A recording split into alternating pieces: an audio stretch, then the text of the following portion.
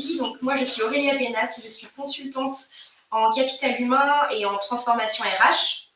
Je suis chez RSM depuis plus de 5 ans et j'interviens auprès des entreprises de tout secteur, de toute taille sur leurs problématiques RH, donc politique de recrutement, la vie du collaborateur dans l'entreprise, les thématiques de management, stratégie d'organisation, conduite du changement et formation. Donc je suis accompagnée aujourd'hui de Loïc. Donc bonjour à tous, moi c'est Loïc Bord, donc consultant senior au sein de RSM. Je suis aussi chef de projet SIRH, t'as pas le partage d'écran, on va dire. On va y arriver. Je suis aussi chef de projet SIRH et du coup j'accompagne les clients que nous avons chez nous, chez RSM, donc à digitaliser la plupart de leurs processus RH pour leur faciliter la vie, et je suis notamment en lien avec la paye pour régler beaucoup de projets, pour faire beaucoup de projets là-dessus. Donc effectivement, Loïc et moi, on représente bien notre service aujourd'hui et la manière dont on fonctionne au quotidien, puisque moi, je vais plutôt intervenir sur toutes les thématiques de fond des ressources humaines, et Loïc va lui venir intervenir sur la partie outils et sur le fait de mettre en action de façon concrète. Alors très rapidement, une petite introduction sur le sujet. Réussir l'intégration des collaborateurs, c'est vraiment encore plus aujourd'hui, dans un contexte de travail hybride, de guerre des talents, de recrutement tendu. C'est un des challenges à fort enjeu qui engage tous les départements RH, tous les managers et plus largement tous les dirigeants. Donc, je passe rapidement sur le sommaire, puisque ça, je pense que vous l'avez vu, je n'ai pas besoin de vous le répéter. On passe directement donc, à la partie quels sont les enjeux du processus d'onboarding. Et puis, rapidement, la définition donc, de l'onboarding qui provient de l'expression anglaise « to get on board ». Donc, si vous avez déjà pris l'avion, je pense que vous êtes familier avec ce vocabulaire. Ça signifie littéralement « monter à bord ». Donc, l'onboarding, c'est le processus ou le parcours que vit un nouveau salarié à partir du moment où il est informé de son embauche, donc ce qu'on va appeler le pré-boarding, jusqu'à la prise complète de son poste, donc plutôt la partie vraiment intégration. Donc l'objectif, ça va être de mettre en place des actions qui vont venir faciliter l'arrivée du nouveau salarié au sein de l'entreprise. Donc plus concrètement, il y a 3 grandes étapes qui sont chronologiques, bien distinctes et toutes indispensables au niveau de l'onboarding. On va avoir la première étape, c'est le fait d'anticiper l'arrivée du collaborateur. Donc c'est la phase qu'on appelle le pré-boarding. Ça va être la période entre la confirmation du recrutement et l'arrivée en entreprise du nouveau collaborateur. On va avoir la partie, l'étape 2, la partie vraiment le jour de l'arrivée, le parcours d'intégration que va pouvoir suivre ce nouveau salarié. Donc c'est la phase d'orientation du collaborateur. Et puis la dernière étape, c'est finalement le suivi de l'intégration du collaborateur, donc ce qu'on appelle vraiment son intégration sur le long terme. Donc c'est toute cette période de suivi de l'onboarding qui va permettre justement de fidéliser et d'engager votre nouvelle recrue. Maintenant, nous allons vous donner quelques chiffres clés sur l'onboarding. Donc il faut savoir que le coût d'une intégration ratée se chiffre à peu près 7 000 € sur tous les coûts qui ont été calculés pour le recrutement du collaborateur, le temps passé par l'ensemble des équipes en interne pour préparer son arrivée, etc. etc. Donc voilà, une mauvaise intégration fait démissionner un cadre sur 3. Donc ça peut être quelque chose de très stratégique. Plus de la moitié des collaborateurs qui ont été bien onboardés restent dans l'entreprise plus de 3 ans. Donc la première impression est vraiment importante pour un collaborateur quand il arrive au sein d'une structure.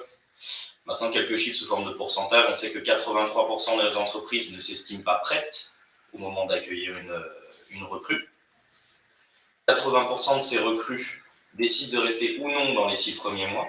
Quand je parlais de première impression, là on le retrouve vraiment au travers de ce chiffre-là. 45% des démissions ont lieu la première année.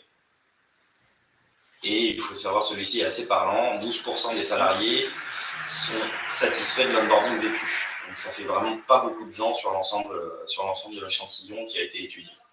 C'est ça, donc c'est vraiment des chiffres qui viennent illustrer à quel point l'onboarding est une étape déterminante dans l'expérience d'un collaborateur. On passe à présent aux différents enjeux donc liés à ces chiffres qu'on vient de vous énoncer, mais pourquoi finalement le parcours d'intégration est-il si important? Qu'est-ce que ça permet? Ça permet de développer le sentiment d'appartenance des collaborateurs. Ça aide le collaborateur qui arrive à intégrer les valeurs et la culture de l'entreprise. Ça permet de faciliter la prise de poste et ça rend le nouveau collaborateur beaucoup plus rapidement opérationnel. Donc là aussi, c'est un gain de temps. Ça favorise la bonne entente entre collaborateurs. Ça permet de réduire le stress du nouveau salarié lors de son arrivée. Ça réduit plus largement le turnover et ça fidélise les talents. C'est aussi un élément qui permet de se différencier de ses concurrents. Ça améliore de manière globale le résultat de l'entreprise. Ça améliore bien évidemment votre marque employeur. Et le dernier enjeu qui est lié au précédent, ça développe le bien-être dans l'entreprise et la qualité de vie au travail. Donc, je vous propose maintenant qu'on passe à la deuxième partie de notre matinale. Et on va voir plus concrètement quelles bonnes pratiques vous pouvez appliquer pour que votre onboarding soit réussi. Donc, ce qu'on va faire, c'est qu'on va reprendre finalement les 3 grandes étapes que je vous présentais tout à l'heure et on va voir quels conseils on peut vous donner, quels conseils associés à chacune de ces étapes vous allez pouvoir appliquer et mettre en pratique pour justement avoir un processus d'onboarding de qualité. On commence donc par la première étape qui est le fait d'anticiper l'arrivée du collaborateur. Donc en fait, tous ces conseils tous les conseils qu'on va pouvoir vous donner associés à cette étape, ça va être tout ce qui peut être préparé en amont et qui va éviter la perte de temps le jour J et qui va montrer au candidat qu'il est attendu que son arrivée, elle est prévue et anticipée. Donc ce qu'on vous suggère de faire, c'est par exemple de faire parvenir un email de bienvenue avant l'arrivée du collaborateur pour lui préciser quelques fonctionnements, déjà lui repréciser l'heure du rendez-vous, la date, peut-être quels interlocuteurs il va rencontrer, il va pouvoir demander. Voilà, ça permet au collaborateur d'être rassuré et de lui montrer que voilà, on ne t'a pas oublié, on est bien d'accord qu'on t'attend tel jour à telle heure avec tels interlocuteurs. On vous conseille aussi, ça paraît évident, mais de bien y penser, de préparer tous les documents contractuels et tous les éléments administratifs qui peuvent être préparés au préalable.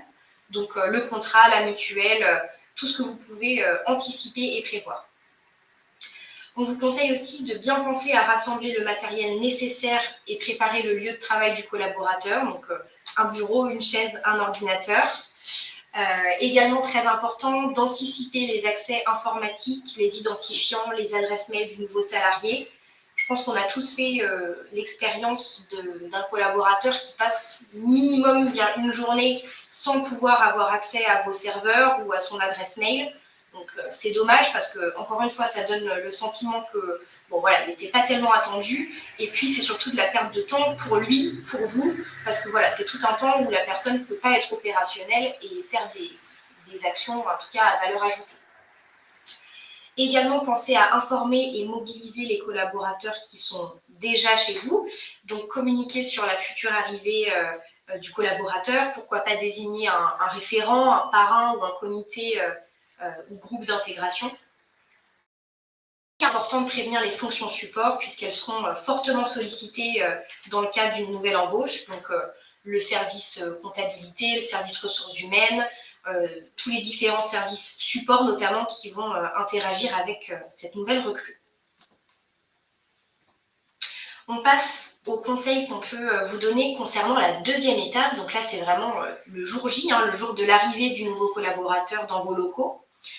Ce qu'on vous préconise ici, c'est dans un premier temps de prévoir un programme type, une genre de checklist de première journée standard, d'homogénéiser ça, de vraiment figer cette première journée type. Ça va permettre de l'appliquer à chaque nouvelle recrue, ce qui fait que voilà, dans 2 mois, quand vos nouveaux arrivants parleront ensemble, ça évitera que l'un dise qu'il a eu la visite des locaux, l'autre non, mais il a eu la présentation des équipes, moi j'avais pas mes accès, moi je les avais, enfin voilà, ça évite un petit peu ce genre de situation. Le deuxième conseil, c'est de distribuer un guide de bienvenue, un livret d'accueil, un starter pack, peu importe. Mais voilà, quelque chose qui donne en tout cas des informations sur votre entreprise aux salariés et c'est toujours bien apprécié. On le remet ici, mais on pense que c'est un véritable levier dans le processus d'onboarding, c'est le fait de choisir un parrain un comité d'intégration, quelqu'un en tout cas qui sera garant du bon accueil du collaborateur.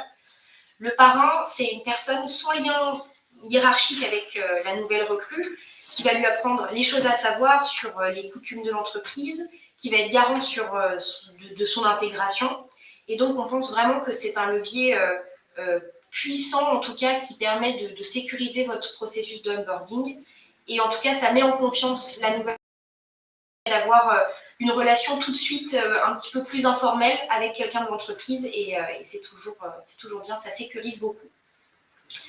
Bien évidemment, présenter l'intégralité de l'équipe au sein de laquelle la personne va travailler. Donc ça aussi, hein, c'est bien pour votre nouvelle recrue, mais ça permet aussi de prendre soin de vos équipes qui sont déjà en place. Bien évidemment, faire visiter les locaux, donner éventuellement les consignes de sécurité. Présenter le poste et ses grandes missions avec une feuille de route. Donc là, ça va plutôt être le rôle du manager. Présenter votre culture d'entreprise. Et puis, innover, essayer d'être innovant en mêlant accueil digital et accueil physique. C'est notre thématique du jour et on y reviendra dans la troisième partie. Mais pourquoi pas prévoir des modules d'intégration en e-learning. Ici, on voulait vous mettre un exemple en fait de programme d'accueil. On vous a fait quelque chose de très basique, hein, de très standard. L'idée, c'est vraiment de l'adapter avec vos us et coutumes, votre fonctionnement. Mais on s'est dit que ça pouvait aussi poser les bases de justement cette feuille de route un petit peu standard de cette journée d'intégration. Donc voilà, ça va passer par le fait de prendre un petit déjeuner d'accueil avec l'ensemble de l'équipe, visiter les locaux, on le retrouve ici, échanger avec le manager sur les missions, le fait de déjeuner avec l'ensemble de l'équipe, la rencontre des interlocuteurs clés, l'informatique, les ressources humaines, et puis toute cette partie lecture des documents d'intégration, le livret d'accueil, le règlement intérieur, la charte informatique, etc. On passe maintenant à la troisième étape, qui est en fait l'étape la plus longue, hein, c'est l'étape de suivi de l'intégration du collaborateur. C'est elle qui va vraiment venir fidéliser le collaborateur. Donc finalement, elle dure presque tout au long de la vie du salarié dans l'entreprise. Et donc pour bien réussir cette étape, ça va passer par le fait de diffuser un questionnaire d'intégration, un rapport d'étonnement quelques semaines après l'arrivée du collaborateur. Ce qu'on vous conseille de faire aussi, c'est de ne pas s'arrêter au questionnaire diffusé quelques semaines après l'arrivée, mais de diffuser un questionnaire de suivi quelques mois après l'arrivée du collaborateur.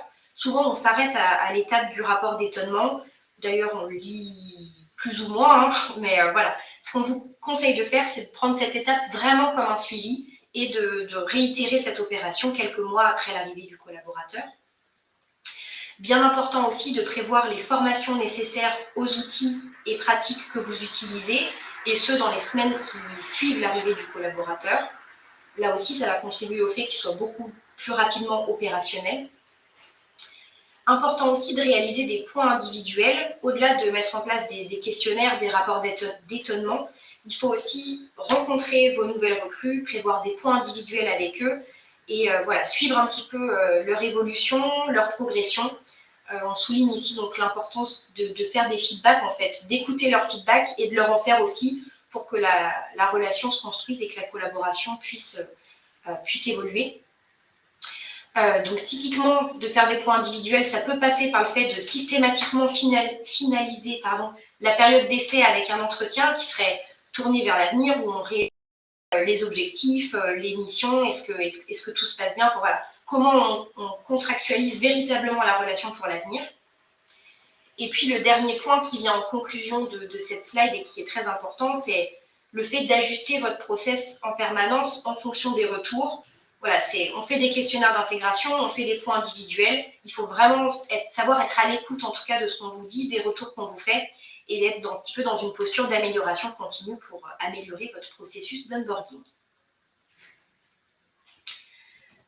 En lien avec ces derniers conseils et cette dernière étape, on voulait vous donner le chiffre d'une étude qui a été réalisée par 360 Learning et qui demandait aux salariés qu'est-ce qui aurait pu être amélioré dans le processus d'intégration qu'ils ont suivi. Donc les résultats sont assez parlants. Il y a 30% des salariés qui ont estimé que la formation aurait pu être moins générale et plus adaptée à leurs fonctions. 25% qui m'ont dit que le processus d'intégration a été mal structuré, 21% qui ont estimé que le processus d'intégration était ennuyeux, 20% qui ont dit que le processus était trop court, 20% également qui ont dit que le processus ne proposait pas assez d'interaction humaine, et 9% qui ont dit que le parcours d'intégration était trop long. Donc, ce qui est assez marrant dans ces chiffres, c'est qu'on retrouve à la fois le processus d'intégration trop court, à la fois le processus d'intégration trop long. Donc, finalement, ce qui ressort un petit peu, c'est que voilà, les salariés aujourd'hui veulent un parcours d'intégration plutôt personnalisé et adapté à leur métier et aussi à leur génération. On va pouvoir passer maintenant à la troisième partie de cette matinale. Est-ce qu'avant ça, vous avez peut-être des questions? On a une question sur le rapport d'étonnement. Oui. On avait un modèle, est-ce que tu voulais... Alors, on n'a pas de modèle à vous présenter ici dans la matinale. Après, vous pouvez tout à fait revenir vers nous si vous voulez, peut-être qu'on en discute avec vous. En tout cas, c'est vraiment des thématiques sur lesquelles on peut vous accompagner. Donc, et puis, on est un petit peu dans le sens de ce que je venais de vous dire, c'est que plutôt que de transmettre des trames de rapports d'étonnement, l'idée, c'est plutôt de construire avec vous quelque chose un outil qui sera personnalisé en fonction de vos métiers, du profil de personnes que vous intégrez. Voilà, c'est vraiment quelque chose qu'il faut travailler en fonction de vos pratiques. Donc n'hésitez pas si vous voulez qu'on puisse travailler ça ensemble. Donc maintenant, nous allons passer à la troisième partie. Donc nous allons développer un petit peu la partie SIRH et e-learning et en quoi ces outils peuvent être facilitateurs du processus d'onboarding. Pas de souci. Voilà. Donc, je vais vous faire un petit point d'abord sur qu'est-ce qu'un SIRH. Donc un SIRH est un système d'information pour la gestion des ressources humaines. Donc, principalement, pour vous qui travaillez dans les ressources humaines, on imagine beaucoup de tableaux Excel qui servent chacun pour le suivi des congés, pour le suivi des visites médicales, pour d'être en conformité avec la loi sur toutes les obligations que vous avez envers les salariés. Et du coup, le logiciel SIRH est donc là pour centraliser l'ensemble de ces informations et vous aider à digitaliser certains processus comme par exemple la gestion des congés payés, les entretiens professionnels ou encore, comme nous allons le voir, les différentes étapes d'un recrutement ou d'un onboarding. Il s'adapte à vos besoins, c'est un logiciel qui est dans la plupart des cas très paramétrable et qui du coup se colle au plus proche de vos processus dans la réalité. Les principaux enjeux auxquels il répond, donc c'est principalement pour un gain de temps pour l'opérationnel, optimiser la politique RH, développer le bien-être au travail, la QVT, la marque employeur et l'attractivité de l'entreprise. Ça permet de suivre surtout et sécuriser toutes les règles légales, comme j'ai pu le dire avant. Ça respecte aussi la RGPD et la sécurité des données. Et ça permet de produire du coup des indicateurs RH de manière plus facile, comme tout est centralisé au sein d'un seul et même outil. Les principaux avantages, c'est que ça simplifie les process, notamment en sortant les responsables et les personnes qui travaillent aux ressources humaines des processus auxquels ils n'ont pas forcément de valeur ajoutée. Je pense notamment aux congés et absences. Ça permet du coup beaucoup de gains de temps, ça responsabilise les collaborateurs sur certains points, ça permet du coup de centraliser et de pérenniser l'information, ça interconnecte les différents processus, ça centralise les données et ça s'utilise en mode SaaS dans 99% des cas, c'est-à-dire qu'on a accès au logiciel directement à partir de son navigateur. Voilà une petite vue d'ensemble des fonctionnalités qu'on peut avoir. Donc, personnel, temps et activité, congé absence, gestion des éléments variables de paye. Donc, la plupart des SIRH ne sont pas des moteurs de paye, mais ils sont directement connectés à des moteurs de paye. Ça permet de réaliser de la communication interne, du recrutement, de l'onboarding et offboarding, mais on y reviendra un peu plus en détail juste après. Ça permet de gérer les emplois et les parcours professionnels et aussi de gérer de la formation. Maintenant, on va faire un petit focus, un petit coup de loupe donc, sur l'onboarding et l'offboarding.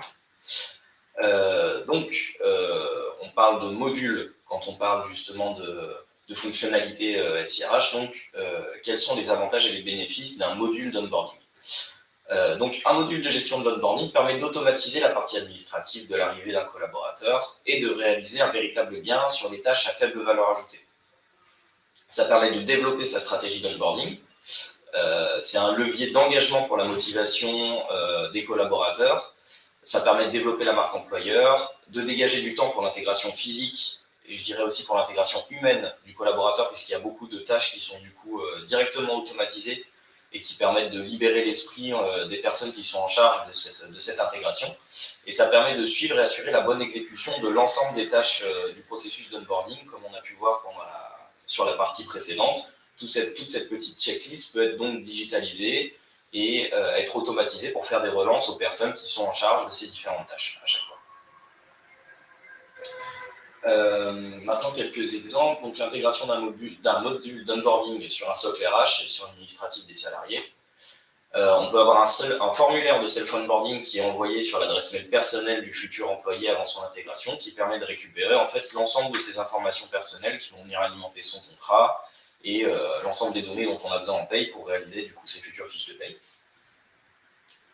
Ça permet, comme j'ai dit juste avant, du coup, de faire une liste des tâches pour l'ensemble des collaborateurs impliqués dans le processus d'onboarding. On partage aussi des documents pré- ou péri-embauche, la charte informatique, l'accord d'entreprise, la mutuelle, etc., etc. Et ça permet aussi de suivre l'avancement de la réalisation des tâches, puisque chaque fois que la personne va être relancée potentiellement pour faire telle ou telle tâche, il pourra revenir sur le logiciel pour dire bon, cette tâche a été réalisée, celle-ci aussi, celle-ci aussi. Donc un petit exemple de suivi qu'on peut avoir, donc ici c'est Sila RH Pro qui est le logiciel qu'on a nous en interne et qu'on implémente aussi auprès de nos clients. Donc on peut voir ici deux modèles d'onboarding différents, donc un à 7 étapes et un à 8 étapes, et en fait on peut avoir un suivi du nombre de tâches qui ont été réalisées aussi par le collaborateur, puisqu'il a aussi des tâches à faire en onboarding, justement en arrivant en entreprise.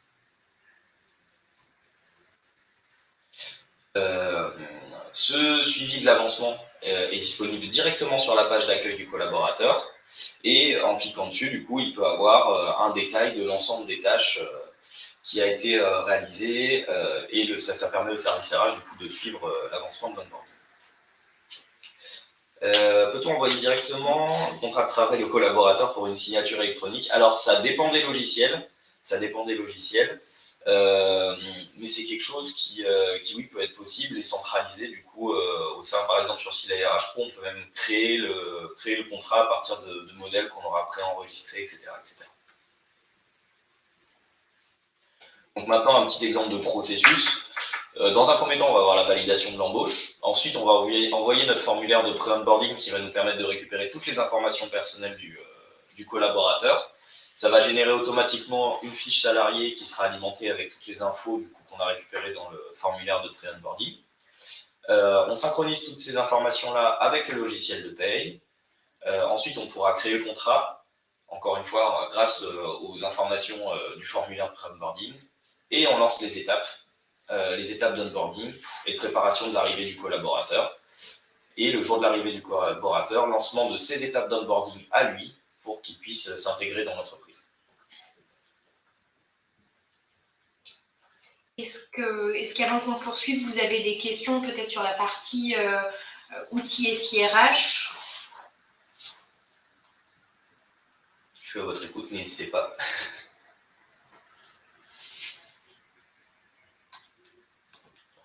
Je crois que c'est parfaitement clair, Loïc. Je pense que ça a l'air d'être bon. Très bien. Alors, on passe maintenant à l'autre outil qu'on voulait vous présenter. C'est-à-dire qu'au-delà d'un SIRH qui va venir vraiment faciliter, optimiser vos processus, vos échanges, on en parlait tout à l'heure, mais vous pouvez recourir au e-learning comme véritable levier d'intégration. Le e-learning, c'est un type de formation en ligne, à distance.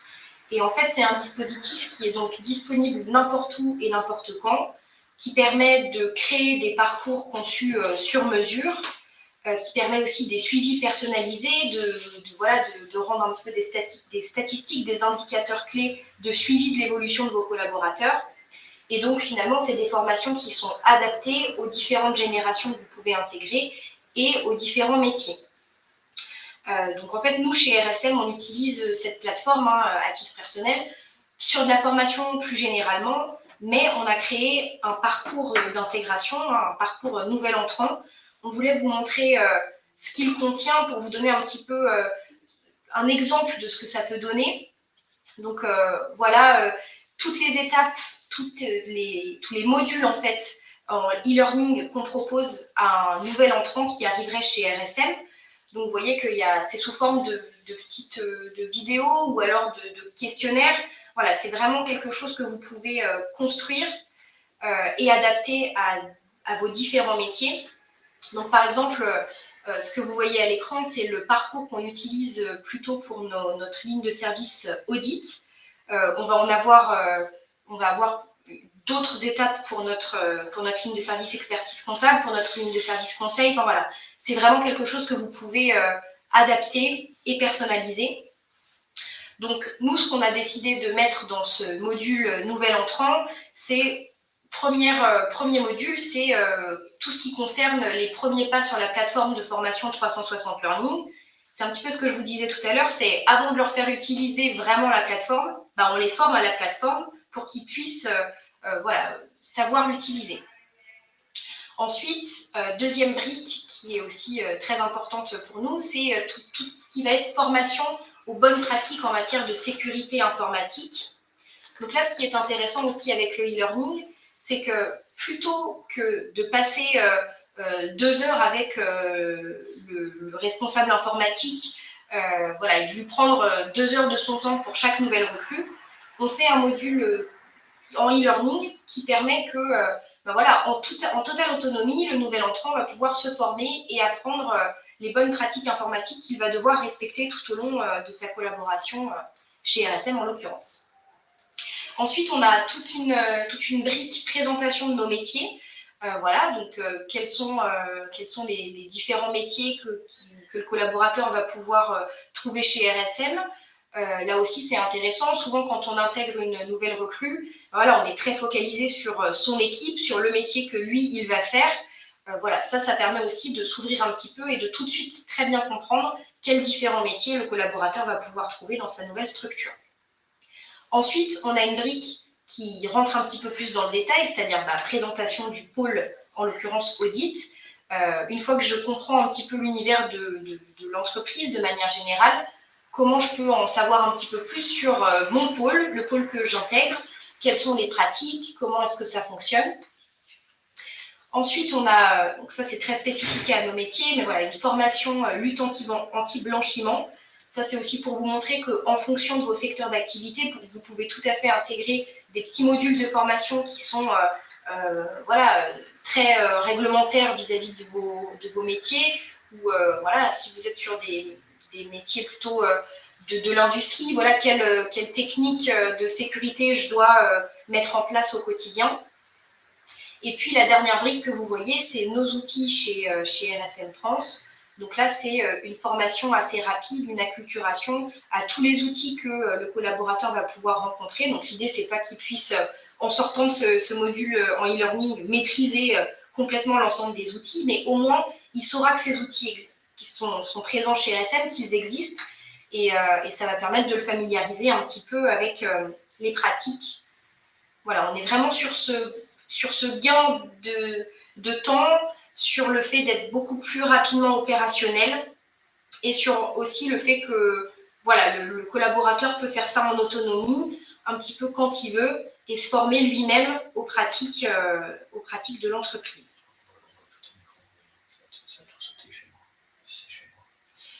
Est-ce que... Moi, je vois l'écran. Est-ce que vous avez des questions sur cette partie-là ?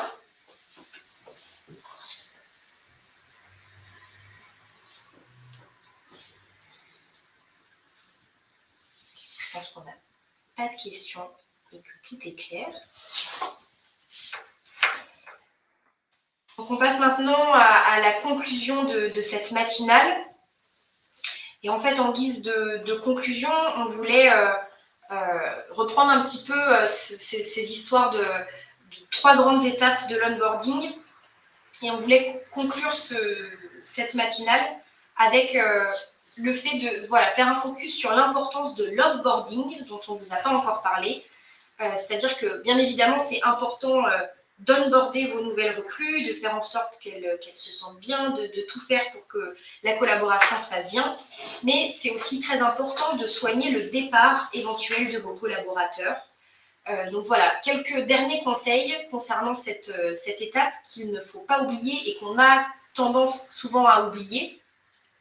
On vous conseille de vraiment le manager dans l'offboarding.